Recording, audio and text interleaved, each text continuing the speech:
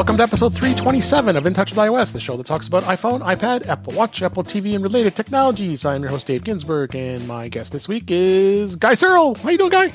Hey, it's good to be here. And we were having just a lively discussion before you decided to do a podcast or something. Yeah, you know, this isn't In Touch with microphones, but I know you'd like it to be, but I'm really glad you're here. Thank you. Ben Roethig, you are here as well. How you doing, Ben? I am fantastic. It's great to not be working tonight and doing something constructive. Nice. Yes, I'm so happy you're here. Marty, I'm also happy that Marty Jencius is here. How you doing, Marty? I'm doing good. Thursday nights are the end of my week, and so it's always great to be able to do this and to dive into the tech all day long, knowing that we're going to be talking about it tonight. So I appreciate being here. I appreciate you being here. So let's dive in here. We got lots to talk about. We're going to continue on with our In Touch with Vision Pro. Marty's back. We could talk some stuff here and some updates, some beta, all kinds of stuff to talk about this week. But let's just get started right away with In Touch with Vision Pro. Vision Pro, they just released Vision Pro 2.1, the fourth beta to the developers. It was not even a week after they seeded the third beta, and we just installed it. There really isn't anything different that I noticed, and other than we're still waiting on the Mac Virtual Display support for multi-view, and multi-view for MLS and MLB games, and the ultra widescreen, for the Mac Virtual Display. But other than that, I didn't see much else. What did you? Yeah, it was a small update, and the thing that I could find on it, we won't see it generally, is that it indicated that this update was a fix for an issue in StoreKit testing in Xcode. The fix addresses the possibility of an incorrect offer identifier being reported for offer codes and subscription renewal info. So deep we wouldn't necessarily see it. It's not kind of a visible functional change in it. So I didn't notice much on mine. So it was just another update. But hey, surprisingly, I'm staying on beta all the way because I just did not like 2 and even 1 for that matter. So version 1. So we'll see where it goes. Go ahead. Yeah, Eric has stopped doing developer betas. Okay. And he's like, unless something really important comes out, I'm just going to roll back to whatever the public beta is and stay with that. Part of it is because he shares his headset and he doesn't want that to muck up everything else. But it's kind of sensible. If it's going to be things like a fix for an issue in StoreKit testing in Xcode, it's not going to influence Eric's use that much. So he's rolling back. He's waiting for the display, the MacBook display option to happen. And when that is, he might, as soon as I tell him it's on there, he'll switch over to the developer beta. But I can ask. Not much for. I'll stay on beta. Don't bother me. Well, we can tell mostly by how small a lot of these new betas are that we're getting closer and closer to a general release. It's getting there. I don't know about Vision Pro, but they talked about maybe a couple of more releases, betas, and then going to a 2.2 with Vision Pro. The other thing that I found this week, that Apple did release its first scripted immersive film. It's coming this week as we record, and there's a trailer, and it is the Submerged. It's going to be free for all Vision Pro users this Thursday, actually today. I haven't even tried it yet. It is out now. It's a short film that was written and directed by Academy Award-winning filmmaker. That makes it stand out from other immersive videos that Apple has produced to this point. The filmmaker is Edward Berger, and he's best known for films like All Quiet on the Western Front and the upcoming Conclave. So that's a pretty big resume there. So the Submerged invites viewers onto a World War II era submarine and follows its crew as they wrestle to combat an harrowing torpedo attack. And the adrenaline-pumping thrill ride showcases the unique storytelling experiences made possible by Apple Immersive Video. So taking advantage of spatial audio as well as video is going to be pretty incredible. I did not get to see it yet because it just got released today. We do this thing called work. So, but I don't know if you've tried it, Marty. I was in the same situation. I really wanted to this afternoon. Then I came home and got stuck. I volunteered for the job to upgrade my wife's phone, so I never got around to looking at the trailer. The word of mouth on it is it's really cool, and it demonstrates the real unique use of spatial video that can't be demonstrated just through an iPhone camera. Spatial video that well directed, well put together, exciting. I keep hearing the storyline and I think of Das Boot, the German. Yeah. I mean, I just go like, hey, this sounds like Das Boot, which, is a famous, well-known, well-directed, well-shot movie from years ago. But I want to get to see the trailer. I want to get to see the movie. The problem is we're getting crumbs. I mean, that's the complaint from people that we need more of this on a regular basis. So we'll see. Yeah, no, I agree with you on that. So go check it out for those of you who have Vision Pro, and we will report back next week to tell you how we liked it because we didn't get a chance to see it. Let's move on here, go on to more topics. Update now. I'm telling you, iOS 18.0.1 included these bug fixes and security patches. And it's recommended that you do the upgrade soon. Apple already stopped signing 18.0, so you really need to get out there and make sure this is updated. The biggest problem was the 16 and 16 Pro models. I was noticing it was the touchscreen may be temporarily unresponsive in certain circumstances on the 16 and 16 Pro models. I know, Marty, you've been on beta most of the time, so you probably didn't experience it, but I did see that before I decided to go on the beta. I know. Can you believe it? I'm on beta on my production iPhone. I did jump the gun here, but I was getting tired of the touchscreen not working. And didn't want to wait. So the camera may freeze when recording macro mode video or ultra wide camera in 4K and with HDR turned off on 16 Pro models. I did notice that too when I was doing some recording. Messages may unexpectedly quit when replying to a message with a shared Apple Watch face, and performance may be impacted due to a memory allocation on some iPhone models. And then you had a lot of security updates with password updates, and I won't go through all that, but all you got to say is just go and update it. You got to do it. You got to do it. If you've gone ahead and made the leap to iOS 18, right, make the further leap to the first little update. Yeah. Or should we say in this one, a hop, skip, and a jump? Yep. It's like a .01 release. Obviously, Apple released it for the specific reason. It was bug fixes and security updates. Was there a chance that it was a security vulnerability part of that too, or was it just there was some freezing? Some patches, messages in the passwords app, that were affected. So, and this covers all iPhone models all the way up to starting from the iPhone SE, the second gen or later, all the way up to the 16, of course. So go do it. Don't mess it around. Just do it. Do it. Do it. Meanwhile, on iOS 18.1, the sixth developer beta has been released this week, and it is with Apple Intelligence. It was 2 weeks after the fifth beta was released here. We're getting pretty close here. And Apple Intelligence, of course, includes writing tools that are available whenever text and can be selected and edited. And it can be used for spell checking, fixing grammar, rewriting with a new one, and summarizing text. Siri, I'm still getting used to this Siri thing since I am on the beta. Of course, I just said it and I saw it. The big frame goes with the color. And instead of seeing the little world dot that we were used to seeing. And it is a subtle glow, which I think is kind of cool. But so still working through the bugs here. What have you noticed, Ben, on 18.1? There's a few more options in Control Center there. Honestly, it's getting pretty good, pretty far along. Apple Intelligence is more at this point, Apple somewhat more intelligent. Do not expect everything to be from WWDC to be there anytime soon. Yeah, we'll talk about that. but it's a nice step forward.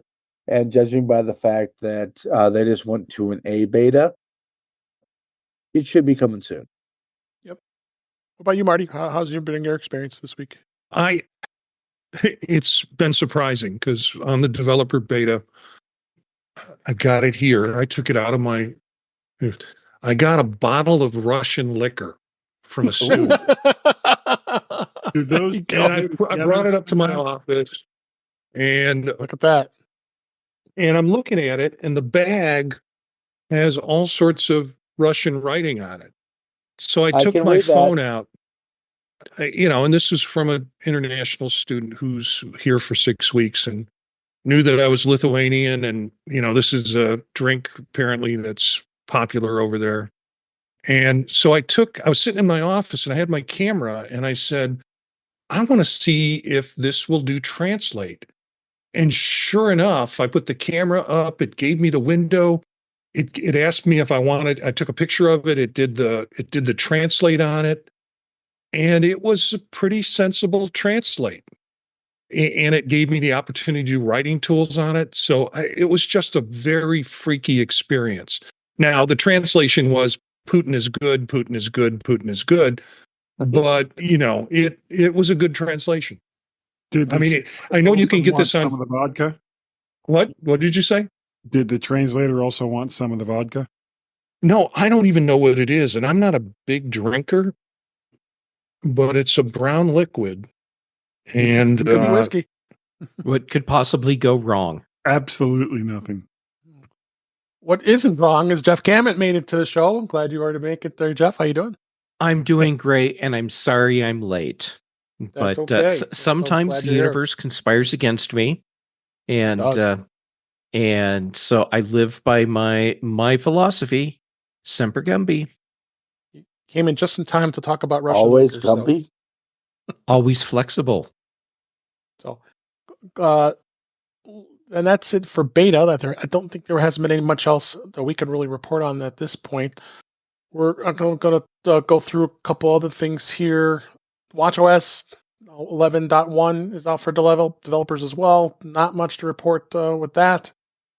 As normally with Apple Watch or WatchOS, I should say. And so I really not much to report there. And then tvOS also had their version out that came out as well. And same thing. There really wasn't much with the updates, as we already know about tvOS and what that's had. We've talked about. Then what else do we notice here in iOS 18.1? We've talked about it. Control Center is probably one of my more favorite things that they've done in iOS 18 in general. I've done a few demos already at our Mac user groups, and been really fun to talk about it and actually use it, because it does give you some flexibility with multiple pages and all that stuff. So we'll keep talking about that. Once it's out, we'll definitely be hitting it a lot harder to talk about this thing here. So they also this latest beta also added the sleep apnea alerts and the breathing disturbance readings because that was being added to the Apple Watch in WatchOS 11 and 11.1. So that's coming, and you definitely see that. I already know I have sleep apnea, so it's not going to be anything affecting me here. So, but I do too, and I have been wearing my watch, and it's telling me I need to wear more and more, but it's giving me all clear on sleep apnea, and it might be because I'm using the machine. You got the CPAP. So at least you should try it. Yeah, maybe. Let's also talk about iOS 18 and iPadOS 18 and macOS tall trees. I'm going to stay within Jeff's name here. Apple's latest OSs are going to be supporting something for gamers, official support for wired Xbox controllers. Previously, Apple devices supported wireless Xbox and PlayStation controllers via Bluetooth, but when it came to wired connections, only PlayStation controllers were compatible. So this makes a big jump here. You can connect, if you're using an iOS device with a Lightning port, like an iPad or an iPhone, you will need a USB camera adapter to do it, because it's got to have that connection. So, but that's kind of cool. that they're letting you use those particular adapters. And the article here does show you how to get that set up. So anything you want to add there on Ben? Yeah, there are a lot of gamers who do prefer a wired connection due to latency. Yep. The fact that Apple is further completing the game controller ecosystem is awesome.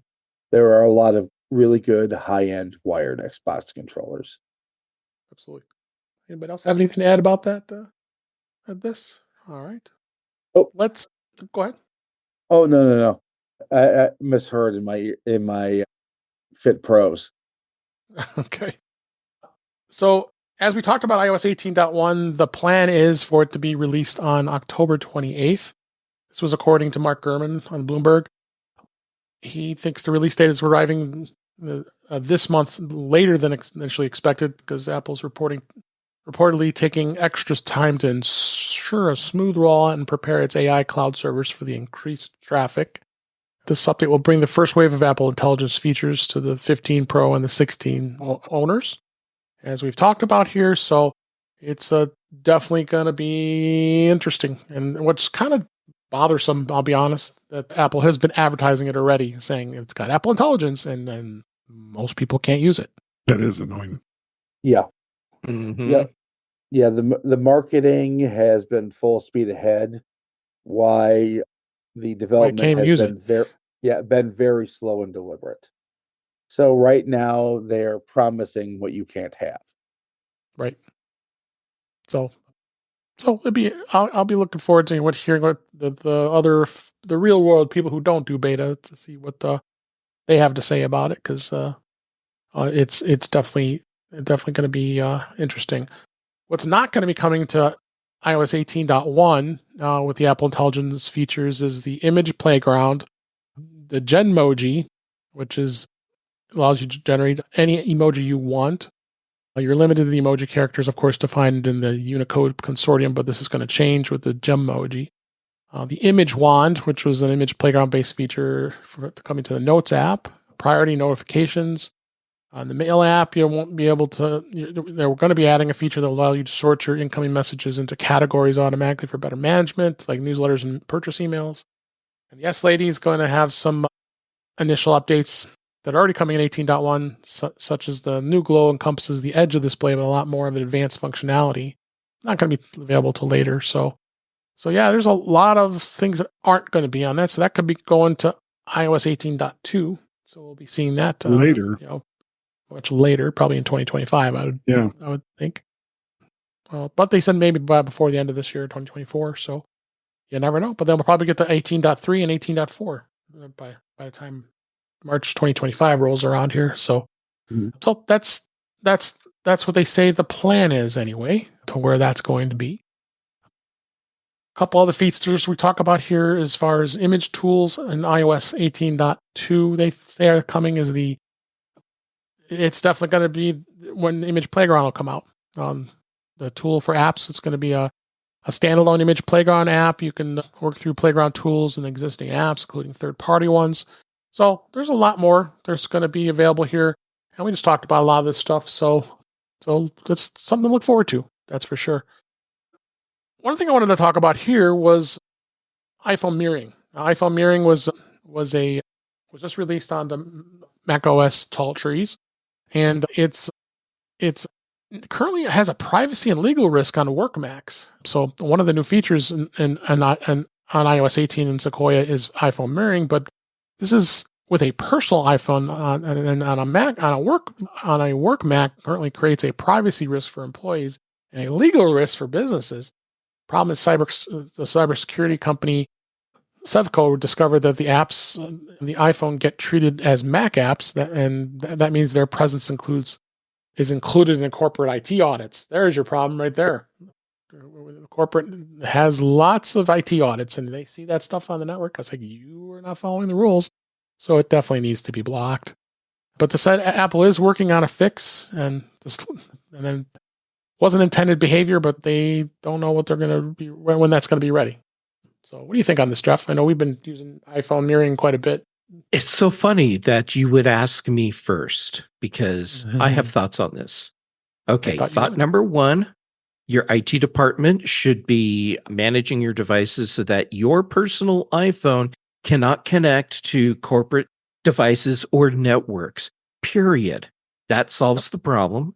And as a user, why in the world would you ever want to connect your personal device to your corporate network or computer? That's just asking for trouble. Your company has no business knowing what's on your personal devices or managing any of the content or settings there. And you have no business connecting your personal phone to your corporate stuff. So stop doing it. Never. I'm interested to see what Apple does to address this, since apparently they have a fix coming, but the fix is already in place, and the fix is address the security holes in your corporate device management. What about you, Ben? I will say this. In a perfect world, Jeff is absolutely right. Unfortunately, some companies are very cheap. Mm-hmm. And Cheap the or idea of BYOB saves them money. So a lot of things that shouldn't be allowed on corporate networks are, and I should know because I had to use my own personal device in a corporate setting. That being said, between this and those lovely privacy warnings or whatever they are that come up and will knock servers offline, Apple has had a corporate problem with Sequoia. Yeah. Yeah. We're seeing it. I'm seeing Yeah. it. It's going to be a challenge to Yeah. go to it right now. Yeah. What they need is a C-level executive for business relations. Someone who will have the authority to interface with Air Force One. And when, they're discussing the features, he'll be able to say, yeah, that's a reliability and enterprise deployment. We should probably think of a way to turn that off by default or mitigate it somehow. I mean, Apple is very much a corporate, or not it's a consumer artist focused company. And and that means even though they are trying to get into enterprise, trying to get into some different markets, they do not, despite being a giant company, they do not fully understand those markets and really need another voice who will speak for those enterprise customers while not getting in the way of who Apple is. Guy, have you tried using the iPhone mirroring yet, or are you on Sequoia? I am on Sequoia, and I have tried iPhone mirroring, and it's kind of cool. I haven't really done much with it other than to go, oh, look, that works like that now. So yeah, if, as I understand it, you can run apps off of it from your Mac. Is that true? You can't. So it's basically just showing what's on your screen. No, you can actually control your iPhone from the Mac. You can click icons and launch your programs. Okay. All right. Yeah. It actually shuts off your iPhone. You can't look at your iPhone. You look at it on mirroring. Yeah. That's all you see. Well, we'll see what happens and what Apple or how Apple implements that going into the future. But that could also possibly compromise either your phone or your Mac if it isn't done correctly. Yeah. Yep. How about you, Marty? I use the iPhone mirroring primarily because I'd rather use the WhatsApp. I use it as a communicating device for the grants, the teachers that I have on this grant, and that's what we do to communicate back and forth. And I'd rather run it through the mirror on my screen than trying to open up the app in a separate window and things like that. So it's convenient. It lets me see what comes up. At my workspace, universities have done a wonderful job of moving technology down to the lowest possible bar. And so anything that they could supply me to use at work is not going to work for me. So what I do is basically go in and I have set up a M2 Mac Mini. I have displays. I have everything I need. All I use is their Wi-Fi. I don't even hardwire into their Ethernet. I use their Wi-Fi. I don't put my printer in the system. My printer is direct line. And that way I don't have to deal with all the junkware that they put on computers and surveillance stuff that they put on computers. I'm like a student who comes with their laptop and uses the Wi-Fi. Mine just happens to sit in my office all day long. So. All right. Let's talk about this. iOS 18, they've now added the send messages without the need for a Wi-Fi or cellular connection. This is an enhancement in iOS 18 that Apple added as a further enhancement. It's satellite connectivity features for iPhone users with the introduction of the messages via satellite. And the way it works is right now it's in the US and Canada. Owners of the iPhone 14 models and newer can now send messages via satellite and enables you to exchange iMessages and SMS texts, including emojis, tapbacks, and through satellite connections when traditional networks are unavailable. Apple is using the infrastructure that it's set up for emergency SOS for via satellite for this feature, but you don't have to be in an emergency situation to use it. And the service currently is no additional charge, which is pretty amazing. One of the things is it has to detect that there is no cellular or Wi-Fi in any area. So they're not just going to let you use it. I mean, you have to be in an area where there is flat out no coverage, no cellular, no Wi-Fi before it'll allow you to go to SOS and be able to use this. So, but this is great for like roadside assistance, the Find My, and the messages. That all that stuff can go over satellite, which is great, and giving you guidance. And it even has a way for you actually to do the demo too. The article shows how to do that under settings. You go into apps and then tap messages, and you can scroll down and tap satellite connection demo, and it'll show you how it works, which is kind of cool. Yep. What do you think on this, Ben? Go ahead. Look, I live in a place which has a deep Mississippi River valley with hills lined with lead. In other words, there's going to be spaces where I do not have cellular service. Mm-hmm. And this is absolutely fantastic. I mean, especially when it comes to a family member's cabin. So traditional service is spotty there at best. So this is really going to help communications in rural and mountainous type areas. Oh, no question. And I'd have to be an emergency to do it. What do you think, Guy? What do I think? Hi, I'm dying. Hashtag come save me. Come on, please. there is you can't find fault in it because it's a great feature. How long they'll be able to do it for free, right? Who knows? Satellite time is not cheap. Hopefully, it's gotten cheaper. It has. Hopefully, since it's going to only work in the absence of any other type of radio signal, it'll have a minimal effect. I have a sister-in-law who does lots of hiking in the Idaho area, and my wife keeps watching and God bless her, she keeps watching all of these shows where it's like, this person went into the woods in Idaho and no one's ever seen them again. And so she's constantly freaking out over her sister will come and say, I'm going on a 3-day hike and you may not hear from me for a while. And all the alarm bells start going off in my wife's head. So. Oh, that happened here last fall. I know it did. It happens all the time. There was a guy that just fell off the Grand Canyon to his death.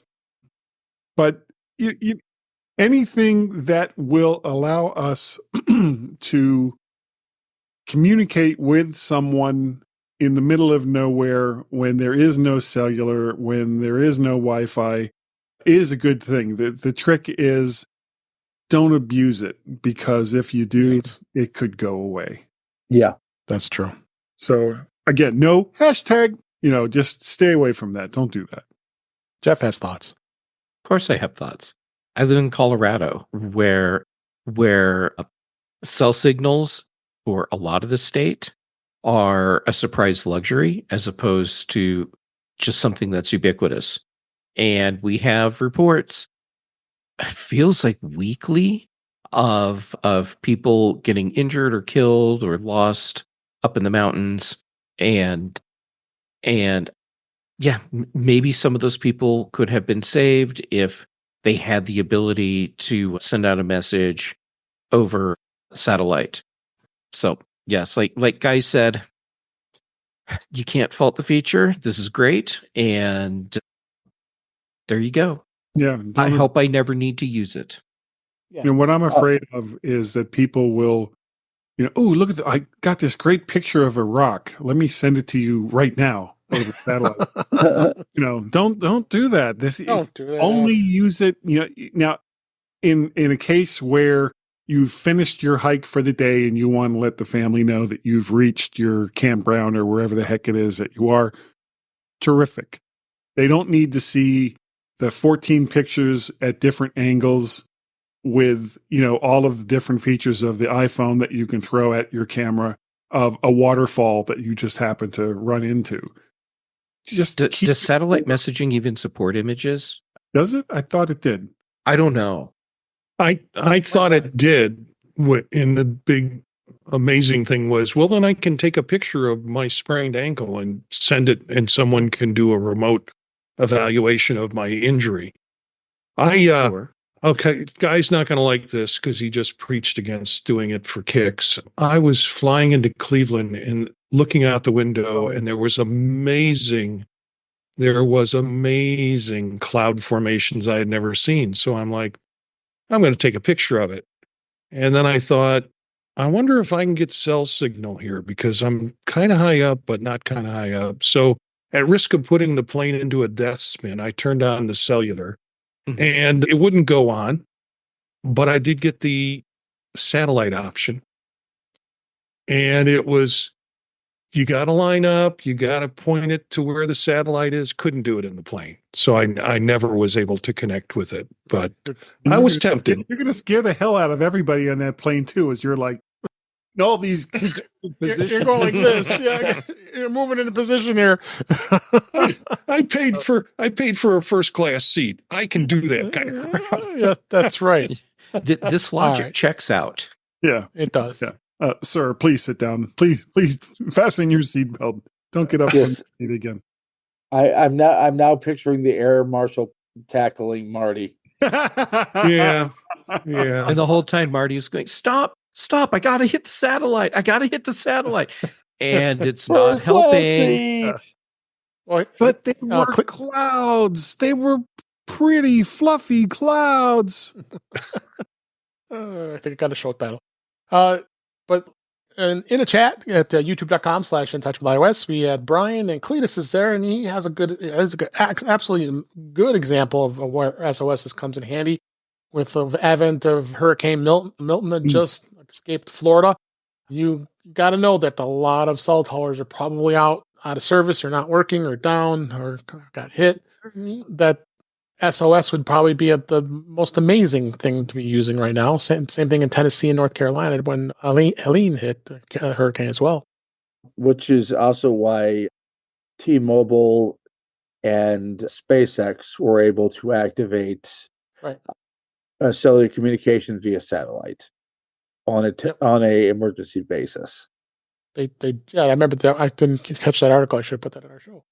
Yes, thanks for bringing that up. That is true. T-Mobile, again, another reason to be a T-Mobile customer right there.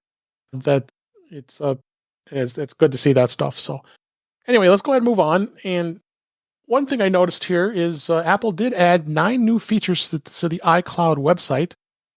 This was reported earlier this week that you can now access iCloud apps and settings from any web browser with today's refresh at iCloud.com. Supports some of the features that you had previously been introduced in iOS.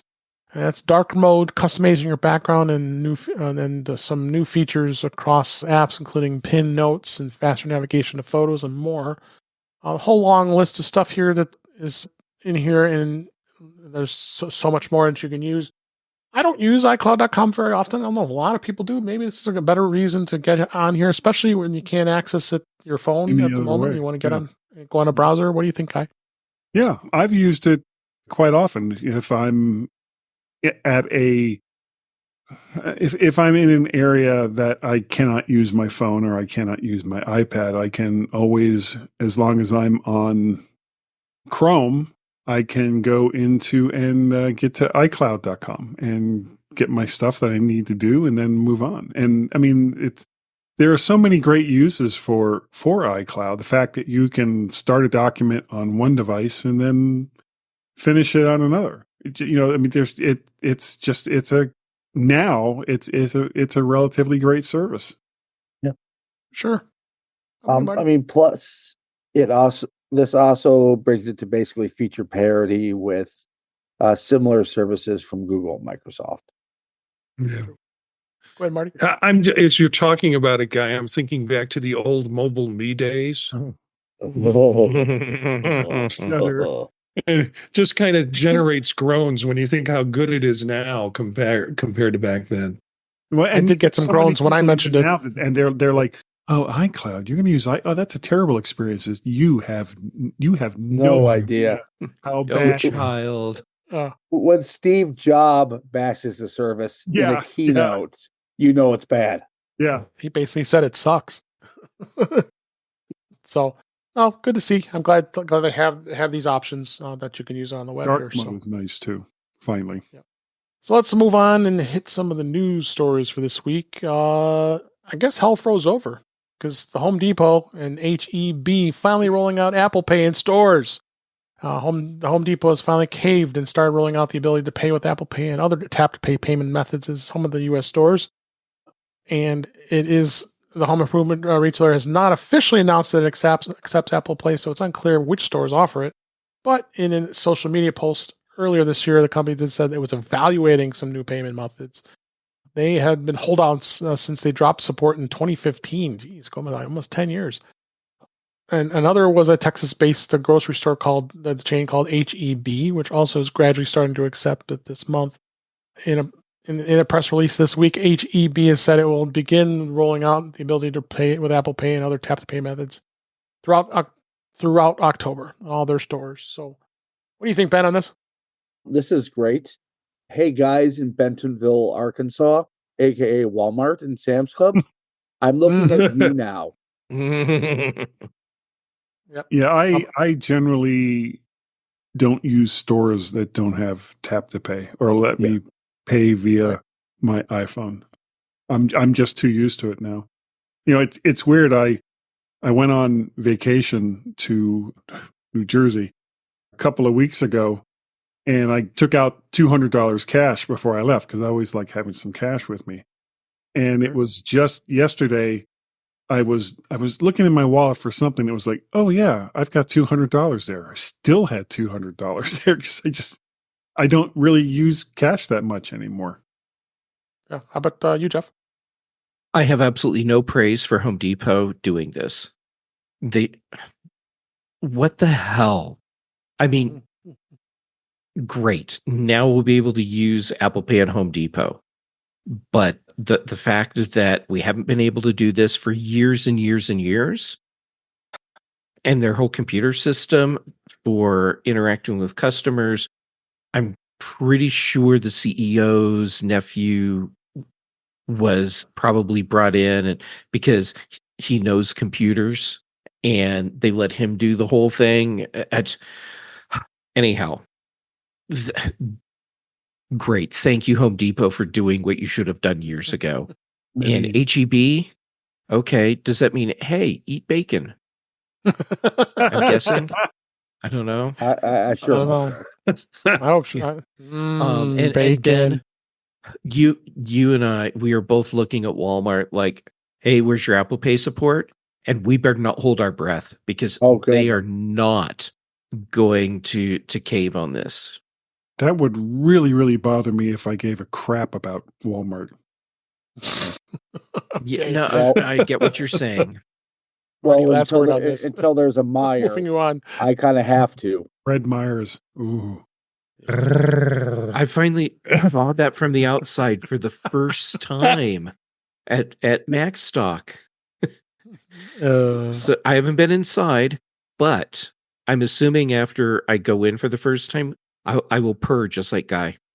Oh, Fred Meyer's is the most amazing store ever. I'm sorry. I There's don't no Fred Meyer's in Illinois, by the way. Right. John. Yeah, this is Meijer out of Michigan. Oh, okay. Oh, all right. Yeah, they've got Meyer. Myers. Yeah. Okay. Yeah. I I went. thought you said Fred Meyer. Yeah. Well, I said Fred Meyer's. Fred. No, Yeah, Meyer. the only one of those I've been That's- to was in Idaho, and Yes. I walked in Yeah. and I just kind of walked the whole store, and I was like, "I'm home." This place. They're both hypermarkets. Yeah. Fred Meyer is owned by either Albertson or Kroger. I forget which. Well, pretty soon it won't matter because it'll be the same. Yeah. Yeah. All right, let's move on. Fred Kroger's. Slow Horses. That's what a great show that is. Season 5 trailer is already out and available, so if you know where to look. Apple TV Plus is currently airing some of the best shows on TV, honestly. And Slow Horses is one of them, and they just wrapped up the 4th season, but they already are looking at the season 5 trailer, which is now available. But you got to know where to look here. And basically, what they say is, way before season 4 even started, Apple announced this would be out in the season 5. Now it says it has this season 5 trailer, but you won't find it on YouTube, even this standalone trailer in the Apple TV app. Instead, Apple has attached the season 5 trailer to the end of the season 4 finale, so you won't be able to see it until that comes out. That's pretty amazing. The finale's already out. Yeah. Oh, is it out? Okay. Yeah. I'm behind. This is what Apple's done at the end of each season of Slow Horses. You get to the end of the season finale, and they show you the teaser trailer for the next season. Yeah. So Only Murders in the Building does something similar. yeah, there you go. Gives you incentive to stay to the end of the last episode. Yeah. Not like you need more incentive with Slow Horses. Yeah. With It's Slow like, give me Horses, more now. I'm addicted. with Slow Horses, I got the first episode of the first season done. Okay. And then the second episode, I turned on the English translation because I couldn't understand half the dialogue with the thick accents. And so that's helping me in terms of processing. I have just finished, and I know Guy's no fan of it, Bad Monkey. But what that means to me is now I can move on to another serial, and it'll probably be Slow Horses. Sometimes somewhere I'll work in Wolves. But I think that's going to be the next thing I step up to. I started watching Wolves because I was thinking, oh man, this is going to be great. George Clooney and Brad Pitt playing off each other in this movie. How could it be bad? How could it be bad?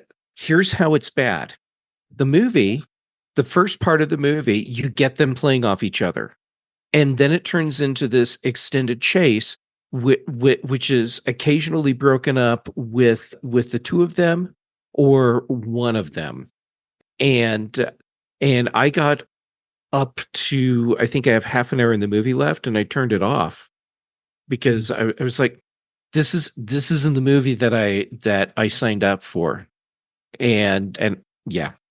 So you may very well enjoy it, but I was just getting so tired of, and now it's this kind of chase, and now it's this kind of chase, and we're going to break it up with a couple minutes of banter, and now we're back to this kind of chase. So you're saying there's a reason they pulled it from theaters? I'm certain that yes. All right. Let's go on to more Apple TV Plus discussion here. Apple TV Plus is coming to Amazon Prime Video as an add-on subscription. Amazon has announced that Apple TV Plus will be available as an add-on subscription through its Prime Video in the United States. Prime members will be able to subscribe to Apple TV Plus at the $9.99 per month directly from the Prime Video app. The partnership potentially allows Apple's streaming services to reach a wider audience through Amazon's popular Prime Video platform, therefore avoiding the need to download additional apps or navigate to separate billing systems. And subscribers will have access to Apple TV Plus full catalog of original content, as we all know. This is a great idea, and Apple continues to do this with Apple TV Plus by putting it on smart TVs. Amazon just gets 30%. There you go. There you go. I love you, Guy. That was a good one, Guy. Thank you. So what do you think, Jeff? Good. Do this. Apple, keep doing this. If you want to be in front of everyone's eyes, you need to use the Netflix strategy, which is make your service available every possible place you can. Buy a toaster, comes with Netflix. Get a 6-pack of tacos at Taco Bell, and you get Netflix. That sort of thing. So yes, partner with everyone you possibly can, Apple. Make it as easy as possible for people to get at your service through whatever device they have. That's a very important part of having a successful streaming service. So well done, Apple. And yeah, now I really want to know, what kind of cut does Amazon get? Yeah, I want to know too. Any more thoughts, Ben? They give Amazon a break their back end. Yep. Apple Take a very good look at this, is because we're witnessing the future of TV. This is how cable-like bundles are going to be done in the future. Essentially, you're going to be using your streaming platform of choice, and then you're going to be able to subscribe to every other service from that platform. And a lot of those are going to be bundled for a different price because you get everything together, and basically the whole frenemy situation where everybody wins. Except Netflix. And my wallet. Yeah. When you look at the interface for Apple TV, they're already kind of doing this. And your bottom left-hand side, you've got all of these different services. I've got Paramount Plus for Star Trek because reasons, and Hulu and Disney Plus and all these other services are all listed right there. So once you're in Apple TV Plus, you don't even have to go to the main big interface where all of the apps are, because they're all right there. Yeah. I think there are a lot of people who have Amazon Prime and don't even think about the Apple ecosystem. So this, I think, is potentially capturing an audience that would not be part of Apple's ecosystem yet. They're not going to maybe buy Apple devices. They're going to buy Android devices. They're going to not engage in all the tech stuff that we do. Yeah. And I think this is a way to kind of introduce them to some quality program. And Amazon will get its cut, but Apple will get introduced to a bunch of folks that might start to bleed over to other parts of the Apple ecosystem. Yeah. Yep. Just look at all the Fire OS TVs that are sold. Yeah. And we'll get on there too. Apple services is like the biggest growing part of the company, even bigger than the phones. Yep, sure is. Okay, a couple more stories here. Ted Lasso, Bad Monkey. Those have been some very big popular shows. I know that guy doesn't like Bad Monkey. Everybody loves Ted Lasso. But here's why you should be now watching Shrinking on Apple TV Plus. Season 2 is coming out. It's one of the that completes the Bill Lawrence TV Plus trifecta, because Bill Lawrence, the executive producer for all 3 shows, that's what makes it instrumental, because he's the mind behind all 3 of these shows. He's the co-creator of all 3 series and has been the showrunner to some degree as well. While the series has each of their own distinct flavor, it all fit into the comedy with emotion undercurrent vibe Lawrence is known for. Chances are, if you've enjoyed Lasso and Monkey, Shrinking is going to be your jam too. I really like Shrinking. I think it's a great show. Harrison Ford's in it, so that's in itself. They're finally coming out with another season of that? Yeah, season 2, October 16th, so it'll be 6 days from as we're recording fantastic. this. Yeah, that'll debut next Wednesday. But it's been like 2 years. It's been a while. So make sure you go check it out. And you get the bonus. You get the bonus part of the show is Roy Kent, because Brett Goldstein is known as Roy Kent, and major creating has been the major creative force behind Shrinking. He's the co-creator along with Lawrence, and a role that blossomed out of the two's work on Ted Lasso. And it turns out Goldstein will be guest starring in a new season of Shrinking in a role that is very different from anything we've seen him do before. I'm looking forward to that. That's going to be pretty awesome. He's here, he's there, he's everywhere. Guess I need to start watching Shrinking. Are they going to do? I heard something. They're going to do another season of Lasso. Is that true? Yes, we talked about that last week. Yeah, that's what I thought. Yeah. Or should we say, we know that the British actress contracts have been picked up. Mhm. Whether it's Ted Lasso season 4 or Richmond AFC season 1 is Yeah. TBD. But it looks like it's very, very prominent. My brain can't talk. Very likely that we will be revisiting that world. As as much as I loved the character Ted Lasso throughout that entire run, those other people could carry that show without Ted Lasso. Yeah. There was Coach. much. There was Beard. Oh yeah. Because Beard is Beard. still going to be there. He's still there in the UK. And Hey, just stop. You're about to go into spoiler territory, and I have not watched the end of the season. Okay. Yeah, no spoilers, please. No spoilers. Yes, Ted Lasso takes over the NFL expansion team in Orlando. Oh wait, that was Coach. Guys in the engine room. No spoiler. All right, let's go ahead and move on. One of the last stories here. Longtime Apple executive Dan Riccio is going to be retiring later this month. He's set to retire from the company after it's been reported by Bloomberg that he's worked for Apple for 26 years, most recently overseeing the Vision Pro development as an engineering vice president, and reported directly to Apple CEO Tim Cook.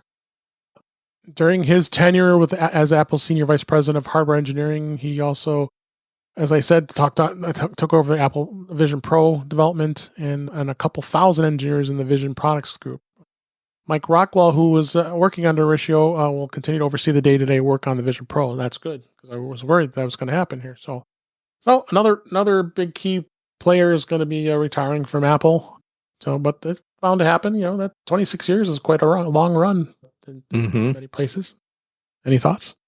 This is going to be either something that is a complete non-story or one of the biggest stories, depending on context here. We knew he was on his way out of the executive team and kind of going to the same plan that Phil Schiller is on, where he sticks around with a very specific, job role, which was developing Vision Pro. Now, the big question is, whether he got to a point where he could turn it over to John Turnus and have his leadership directed further, or is this to the point where he just didn't think he could move it any further? I mean, up until we learn something more, and trust me, Gurman will find out more. This is just, he's retiring, and we don't know much more from there. Yeah. Well, at some point, what else do you need to do? What else? You've got all the money that you will ever need, and you've brought various products to life over the course of your career. At some point, it's just like, I just don't want to do this anymore. Yeah. Yep. The comments on this article are basically a lot of people trying to wrap it around. Yeah. The guy probably just wants to retire, but it's sort of like, oh, well, they spent $1 billion on the Vision Pro and look what happened and blah, blah, blah. Isn't he going to be, it sounds like he's going to be forced out. Yeah. They want to put a bunch of drama behind it. The guy probably just wants to retire. Yeah, I'm with you. I'm with you on that. I want to retire. I want his money and retire. Yeah. I'm with you. Me too. I'm with you on that too. And with that, that's the show for this week. Thank you, all of you, for having us. It was such a great show. A lot of great topics, a lot of great discussion. And let's go ahead and wrap up for this week. That's a wrap for this week. Please send your comments, questions, and suggestions to our email address, which is feedback@intouchwithios.com.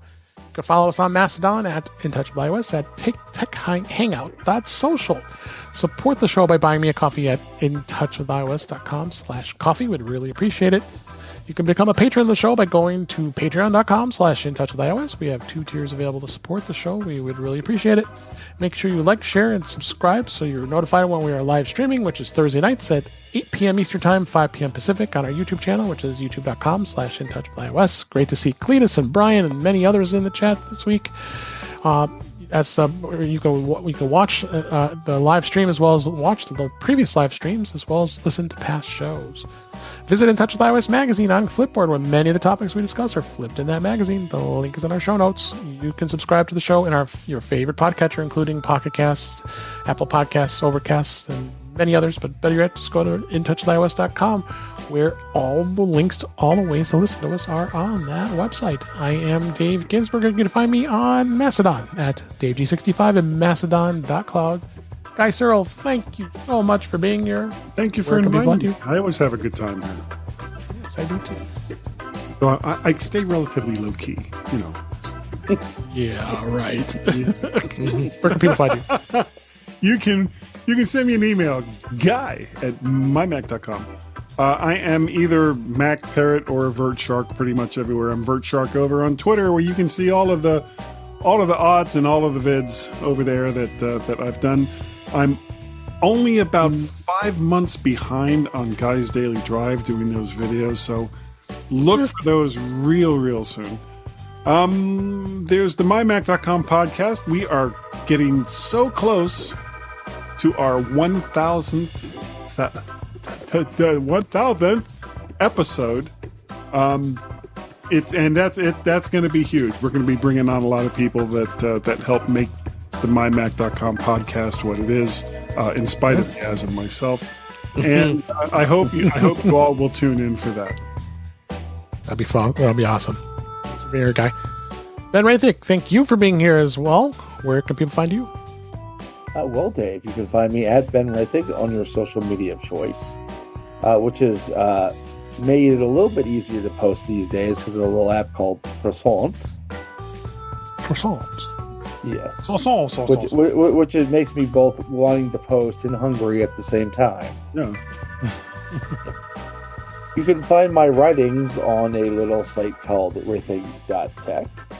It's currently up at a WordPress site, but I'm currently looking to maybe move to another service because of maybe you've heard of the recent turmoil over that IP.